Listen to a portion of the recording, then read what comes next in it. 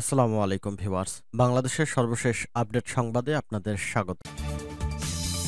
বিভিন্ন রাজনৈতিক দলের উত্তেজনাপূর্ণ কর্মকাণ্ডের প্রভাবে সারা দেশ উত্তাল। জানিয়ে দেব হাতে থাকা সর্বশেষ আপডেট বাংলা সংবাদ। প্রথমেই সংবাদ শিরোনাম। আমরা একসময় চাঁদেও যাব বলেছেন প্রধানমন্ত্রী। এরপর জানিয়ে দেব ব্রিটিশ প্রধানমন্ত্রী ও ইরানের প্রেসিডেন্টকে বিএনপির অভিনন্দন। এদিকে শিক্ষার্থী শিক্ষক আন্দোলনে সতর্ক দৃষ্টি আওয়ামী লীগের। আরো জানিয়ে দিব এবার বেনজিরের ডুপ্লেক্স বাড়ি জব্দ। সর্বশেষ জানিয়ে দিব আওয়ামী লীগ সরকারের কাছে আলেম ওলামারাও রেহাই পায়নি বলেছেন টুকু। এতক্ষণ শুনছিলেন সংবাদ শিরোনাম, এবারে বিস্তারিত। তবে অনুরোধ থাকবে ভিডিওটিতে একটি লাইক করবেন এবং কমেন্ট করে জানিয়ে দেবেন কোন জেলা থেকে আপনি আমাদের এই ভিডিওটি দেখছেন। আমরা একসময় চাঁদেও যাব বলেছেন প্রধানমন্ত্রী। আওয়ামী লীগের সভাপতি ও প্রধানমন্ত্রী শেখ হাসিনা বলেছেন, আমরা স্মার্ট বাংলাদেশ গড়ব, শিশুরাই হবে আসল স্মার্ট, তারাই দেশ চালাবে। আমরা একসময় চাঁদেও যাব, সবাইকে এখন থেকে সেভাবেই প্রস্তুতি নিতে হবে, পড়াশোনা করতে হবে। শনিবার 6 জুলাই গোপালগঞ্জের গিমাডাঙ্গা টুঙ্গিপাড়া মডেল সরকারি প্রাথমিক বিদ্যালয়ে বঙ্গবন্ধু কর্নার উদ্বোধন ও এসব বঙ্গবন্ধুকে জানি অ্যালবামের মোড়ক উন্মোচন অনুষ্ঠানে এসব কথা বলেন তিনি। এ সময় চমৎকার এ উদ্যোগের জন্য সংশ্লিষ্টদের ধন্যবাদ জানিয়ে প্রধানমন্ত্রী বলেন, এই উদ্যোগের ফলে ছোট শিশুরা স্বাধীনতা সংগ্রাম এবং মুক্তিযুদ্ধের অর্জন সম্পর্কে জানতে পারবে। সরকার প্রধান বলেন, আমাদের দুর্ভোগ ৭৫-এর পর ইতিহাস মুছে ফেলার চেষ্টা হয়েছে। মানুষের জানা উচিত কিভাবে স্বাধীনতা পেলাম, স্বাধীনতার পর যে কাজগুলো সেগুলো জানতে হবে। জাতির পিতা ছোটবেলা থেকেই সাধারণ মানুষের জন্য কাজ করেছেন, মানুষের জন্য তার আলাদা দরদ ছিল। তিনি বলেন, বঙ্গবন্ধু নিজের সুখ শান্তি দেখেননি, মানুষের জন্যই কাজ করেছেন। লক্ষ্য ছিল কিভাবে মানুষকে উন্নত জীবন দেবেন, কিভাবে ছোট্ট শিশুরা সুন্দর জীবন পাবে। ছোট সোনামণিদের জন্য দোয়া রইল। এর আগে বেলা 11টার দিকে সেখানে উপস্থিত হয়ে বঙ্গবন্ধু কর্নার উদ্বোধন ও এসব বঙ্গবন্ধুকে জানি শীর্ষক অ্যালবামের মোড়ক উন্মোচন করেন তিনি। এরপর টুঙ্গিপাড়া পৌর সুপার মার্কেট পরিদর্শন করবেন শেখ হাসিনা। বিকেলে জাতির পিতার সমাধিতে ফাতিহা পাঠ ও মোনাজাতে অংশ নেওয়ার পর ঢাকায় ফিরবেন তিনি। ব্রিটিশ প্রধানমন্ত্রী ও ইরানের প্রেসিডেন্টকে বিএনপির অভিনন্দন। ব্রিটেনের নির্বাচনে নিরঙ্কুশ বিজয় এবং দেশটির প্রধানমন্ত্রী নির্বাচিত হওয়ায় লেবার পার্টির নেতা কিয়ার স্টারমারকে অভিনন্দন জানিয়েছে জাতীয়তাবাদী দল বিএনপি। একই সঙ্গে ইরানের নবনির্বাচিত প্রেসিডেন্ট মাসুদ পেজেশকিয়ানকে অভিনন্দন জানিয়েছে দলটি। শনিবার 6 জুলাই দুপুরে রাজধানীর গুলশানে দলের চেয়ারপারসনের কার্যালয়ে এক সংবাদ সম্মেলনে বিএনপির মহাসচিব মির্জা ফখরুল ইসলাম আলমগীর দলের পক্ষ থেকে এই অভিনন্দনের কথা জানান। তিনি বলেন, আপনারা ভালো করে জানেন যুক্তরাজ্যে নির্বাচন হয়ে গেছে, সেই নির্বাচনে লেবার পার্টি একটা ল্যান্ডস্লাইড ভিক্টরি পেয়েছে। লেবার পার্টির প্রধান যিনি স্যার কিয়ার স্টারমার, তিনি প্রধানমন্ত্রী নিযুক্ত হয়েছেন। ইতোমধ্যে আমাদের ভারপ্রাপ্ত চেয়ারম্যান তারেক রহমান সাহেব তিনি টুইটারের মাধ্যমে তাকে কংগ্রাচুলেট করেছেন। আমি দলের পক্ষ থেকে আবার রিপিট করতে চাই, আমরা তাকে অভিনন্দন জানাচ্ছি।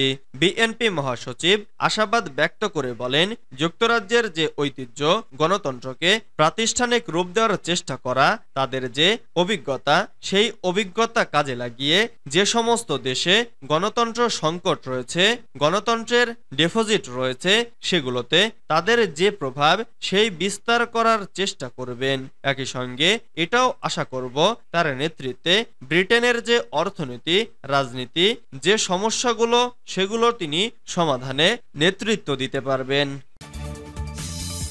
শিক্ষার্থী শিক্ষক আন্দোলনে সতর্ক দৃষ্টি আওয়ামী লীগের। শিক্ষার্থী এবং শিক্ষকদের চলমান আন্দোলনে জটিল পরিস্থিতি তৈরি হবে না বলে মনে করছে আওয়ামী লীগ। তবে এই আন্দোলন যাতে রাজনৈতিক ও সরকার বিরোধী আন্দোলনে রূপ নিতে না পারে, সেজন্য বিষয়টি পর্যবেক্ষণ ও সতর্ক দৃষ্টি রাখছেন আওয়ামী লীগের নীতি নির্ধারক। সরকারি চাকরিতে কোটা বাতিলের দাবিতে বিশ্ববিদ্যালয়ের শিক্ষার্থীদের চলমান আন্দোলন জোরালো হয়ে হয়ে উঠেছে এবং এই আন্দোলন আরও তীব্র হতে পারে বলে এমন ধারণা করা হচ্ছে। প্রথম ও দ্বিতীয় শ্রেণীর সরকারি চাকরিতে মুক্তিযোদ্ধা কোটা বাতিলের সিদ্ধান্ত অবৈধ ঘোষণা করে হাইকোর্টের দেওয়া রায়ে 30% মুক্তিযোদ্ধা কোটা বহাল হয়। এই কোটা বাতিলের দাবিতে বিভিন্ন বিশ্ববিদ্যালয়ের শিক্ষার্থীরা আন্দোলনে নামে। বিক্ষোভ মিছিল, সড়ক অবরোধের পর আন্দোলনকারীরা দেশের বিভিন্ন বিশ্ববিদ্যালয় ও কলেজে ধর্মঘটের ডাক দিয়েছে। এদিকে প্রত্যয় স্কিম বাতিলের দাবিতে আন্দোলন শুরু করেছেন পাবলিক বিশ্ববিদ্যালয়ের শিক্ষকরা। দাবি আদায়ে শিক্ষকরা সর্বাত্মক কর্মবিরতি পালন করছেন। বিষয়টি নিয়ে সড়ক পরিবহন ও সেতুমন্ত্রী এবং আওয়ামী লীগের সাধারণ সম্পাদক ওবায়দুল কাদের গত বৃহস্পতিবার শিক্ষক নেতাদের সঙ্গে বসার কথা ছিল, কিন্তু ওবায়দুল কাদের রাষ্ট্রীয় কাজে ব্যস্ত থাকার কারণে বৈঠকটি হয়নি।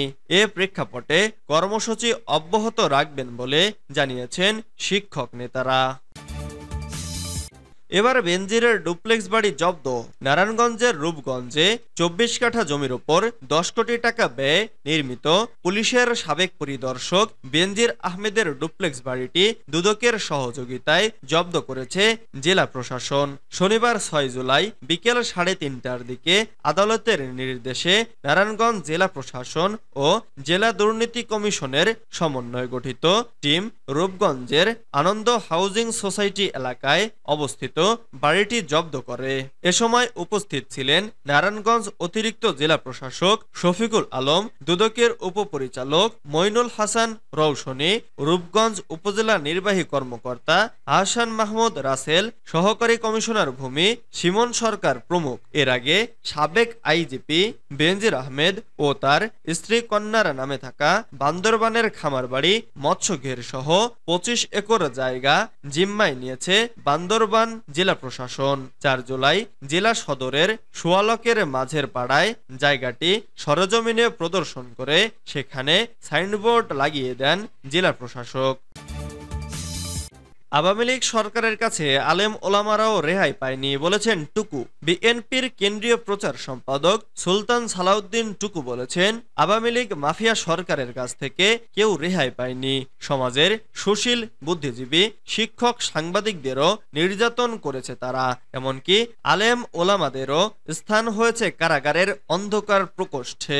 শনিবার 6 জুলাই রাজধানীর নয়াপল্টনে বিএনপির কেন্দ্রীয় কার্যালয়ে জাতীয়তাবাদী ওলামা দলের নবগঠিত ঢাকা মহানগর উত্তর ও দক্ষিণের নেতাদের সঙ্গে এক মতবিনিময়কালে তিনি এসব কথা বলেন। তিনি বলেন, বিরোধী রাজনীতিবিদদের শীর্ষ নেতা থেকে শুরু করে একেবারে তৃণমূল পর্যন্ত মামলা হামলায় কাহিল করার চেষ্টা করেছে তারা। যারাই দেশের পক্ষে কথা বলেছে তাদেরই সরকারের তীব্র রোষানলে পড়তে হয়েছে। এ অবস্থা থেকে দেশকে বাঁচাতে হলে দলমত নির্বিশেষে সবাইকে ভূমিকা পালন করতে হবে।